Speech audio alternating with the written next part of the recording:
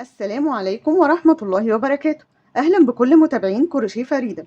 النهاردة هننفذ مع بعض وحدة سهلة وبسيطة زي ما احنا شايفين. ممكن نعمل منها مقاسات مختلفة وهشرح لكم في الفيديو ازاي نكبرها. أنا عملت منها حجم صغير عشان وقت الفيديو، لكن نقدر ننفذ منها مفرش كبير نكبر الحجم بتاعها. الوحدة بتاعتي زي ما احنا شايفين شيك جدا. شكل الوردة أو الزهرة بتاعتها جميل جدا زي ما احنا شايفين، وشكل جديد ومميز.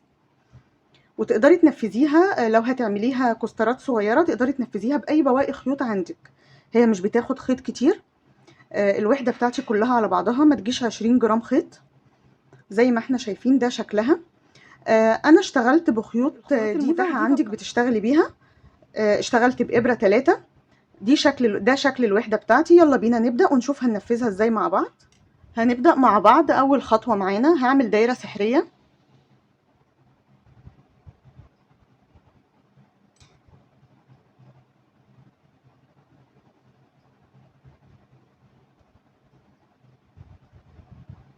هرتفع 3 سلاسل، لفة على الإبرة، وهعمل أول عمود بلفة معايا.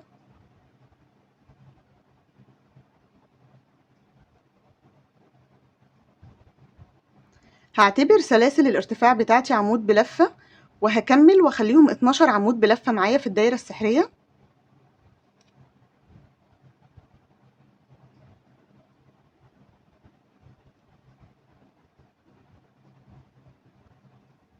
كده خلصت الأعمدة بتاعتي. هسحب الخيط بتاع الدايرة السحرية وهقفل في ثالث سلسلة ارتفاع بمنزلقة.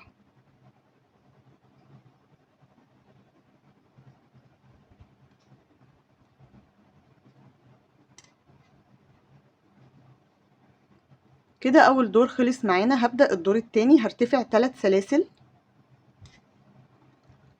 في نفس المكان اللي فيه سلسلة الارتفاع. هعمل عمود كمان، عمود بلفة.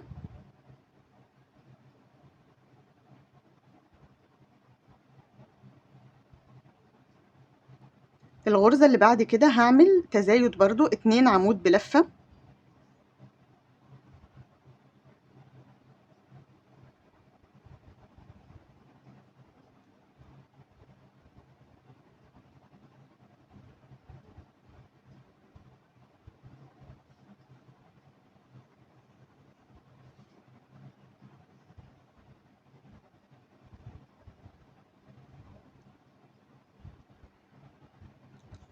الغرزة اللي بعدها تزايد، يبقى أنا عندي الدور التاني تزايد كله، كل غرزة فيها غرزتين.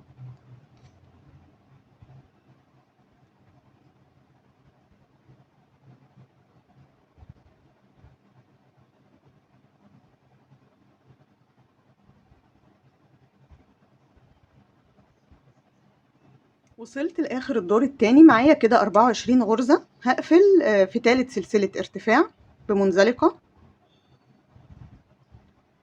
هنبدأ الدور التالت 1 2 3 سلسلة ارتفاع.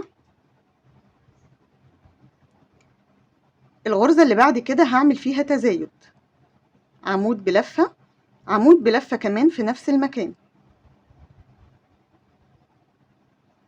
الغرزة اللي بعدها هعمل عمود بلفة 1.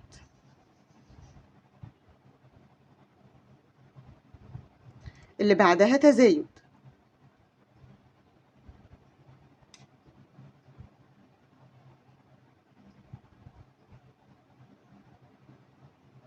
اللي بعدها عمود بلفة 1. يبقى أنا عندي الدور بتاعي بعمل غرزة تزايد غرزة تزايد لآخر الدور. وصلنا لآخر الدور. معايا الدور التالت هيكون 36 غرزة. هقفل الدور بتاعي بمنزلقة في تالت سلسلة ارتفاع. هرتفع 3 سلاسل.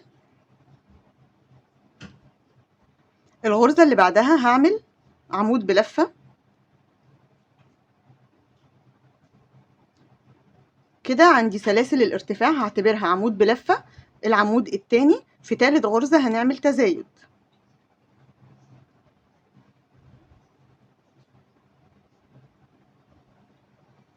الغرزة اللي بعدها عمود بلفة.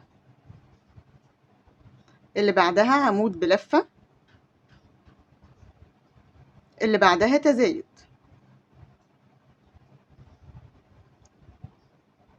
كده الدور الرابع بتاعي هشتغل 2 غرزة تزايد 2 غرزة تزايد لآخر الدور. كده وصلت لآخر الدور الرابع. أنا معايا في الدور ده 48 غرزة. هقفل الدور بتاعي. أنا هقص الخيط خلاص، أنا مش هحتاج الخيط ده تاني. هدخل في تالت سلسلة ارتفاع بس من ورا،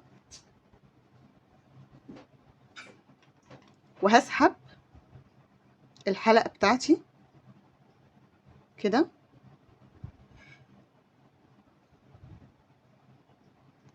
قفلت الدور بتاعي لأن أنا هغير اللون. كده دي الدايرة بتاعتي.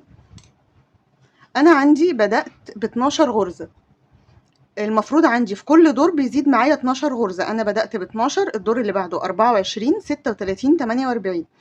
طب لو عايزة تعملي حجم أكبر من ده هتمشي بنفس الطريقة اللي ماشيين بيها. عندي الدور الخامس هيبقى 3 غرز تزايد، الدور السادس هيبقى 4 غرز تزايد، وهكذا كده لحد ما أوصل للدور اللي أنا عايزاه. ده لو عايزة تعملي حجم كبير. احنا هنقف هنا في الدور الرابع وهنكمل مع بعض. عندي هنا المفروض ان انا هشتغل باللون الاخضر. طب انا عندي بشتغل بخيوط ديفا، الخيط بتاعي مفيش منه الدرجة الخضراء دي. هعمل ايه؟ هشتغل بالديفا العادي على فتلتين كده زي ما احنا شايفين مع بعض. هربط طرفين الخيط في بعض.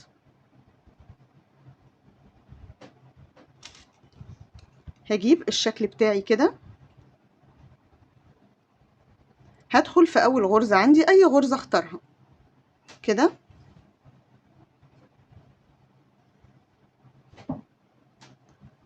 وهبدأ ارتفع 3 سلاسل. هعمل سلسلة رابعة. ال3 سلاسل دول بديل عمود بلفة. السلسلة الرابعة بتبقى سلسلة بين الأعمدة، لفة على الإبرة في نفس المكان. هعمل عمود بلفة كمان، سلسلة، هسيب غرزة 2 وهدخل في التالتة. تالت غرزة عندي هعمل عمود بلفة، سلسلة، في نفس المكان هعمل عمود بلفة كمان. أنا بعمل غرزة الفي، عمود بلفة، سلسلة، عمود بلفة، وبين كل غرزة في بعمل سلسلة.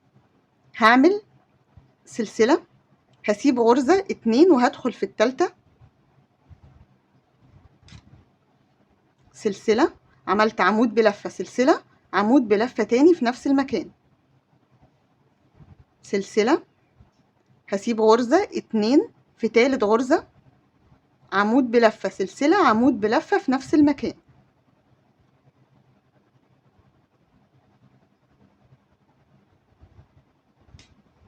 سلسلة، هسيب غرزة 2 في تالت لفة، هعمل غرزة الفي بتاعتي، وهكمل كده لآخر الدور بتاعي.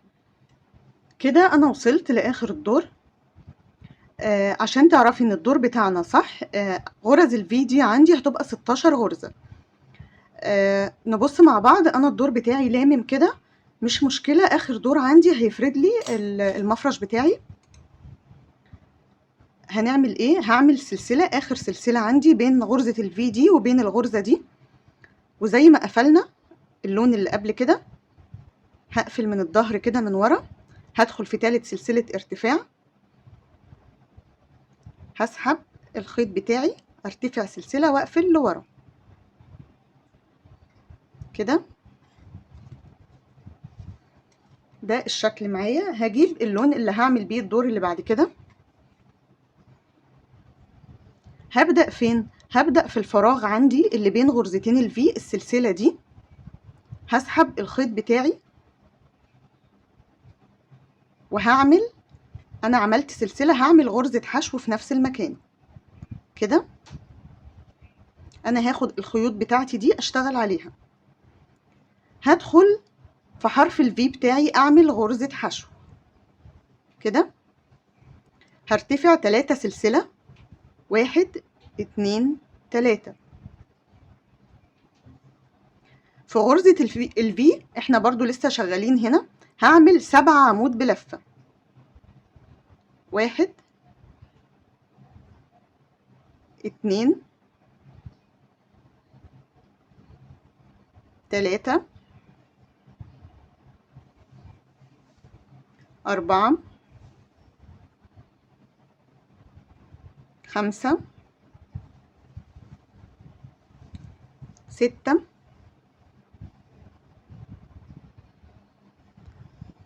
7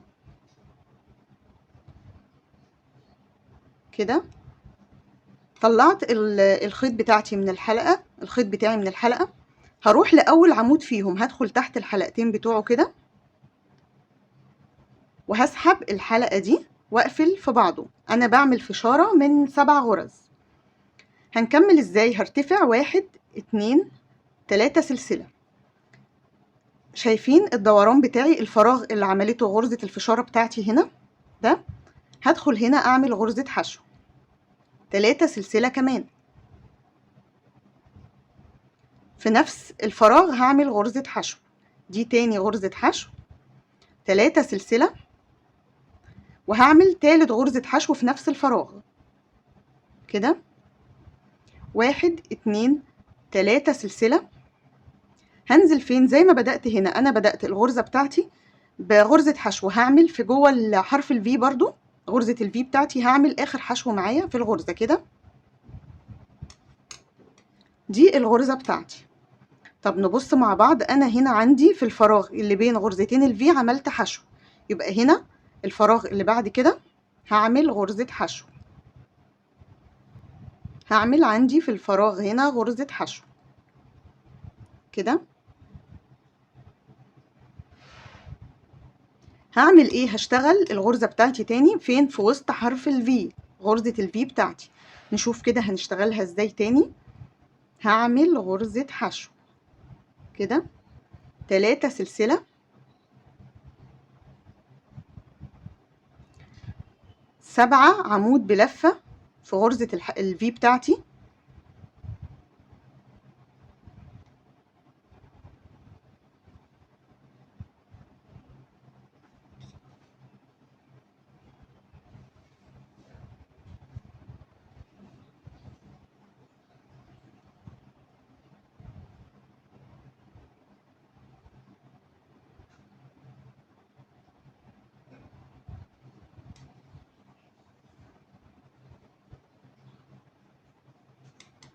كده 1 2 3 4 5 6 ناقص عمود.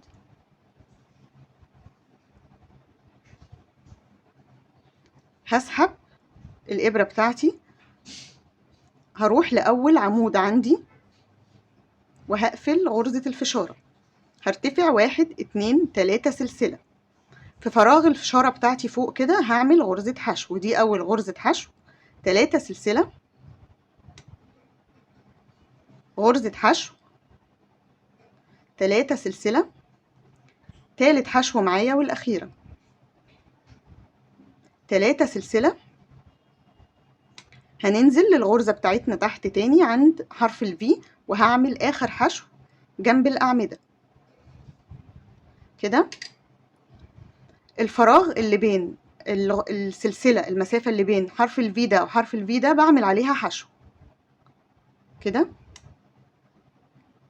هنوصل للغرزة اللي بعدها وهنبدأ نكرر الوردة بتاعتنا أو الزهرة بتاعتنا.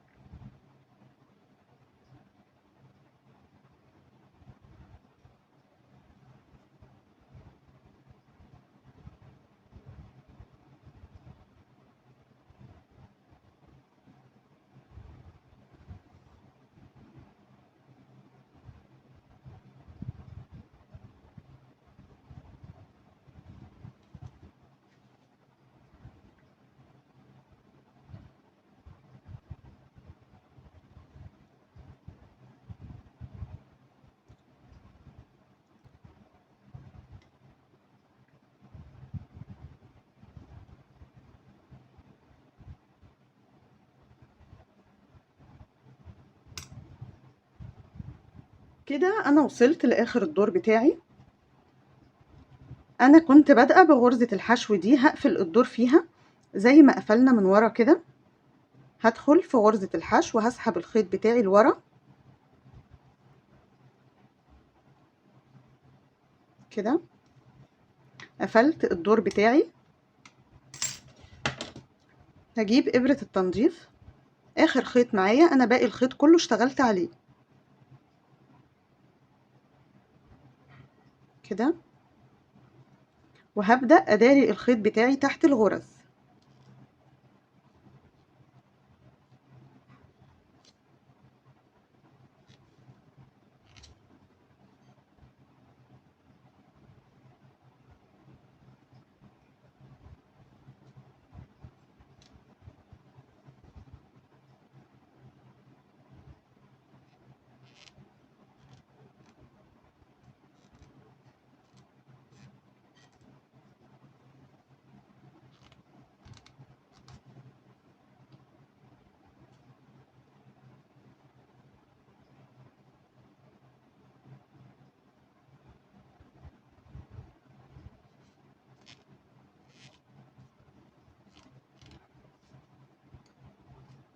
كده، وهقص الزيادة عندي، وكده الوحدة بتاعتي تكون خلصت. ده الشكل معايا زي ما احنا شايفين، الوحدة بتاعتي كده اهي اتفردت، وده الشكل التاني اللي انا عاملاه اهو. ممكن تستخدمي اي بواقي خيوط عندك. الوحدة بتاعتي شكلها شيك جدا وبسيطة جدا. وبكده الفيديو بتاعنا يكون خلص. السلام عليكم ورحمة الله وبركاته.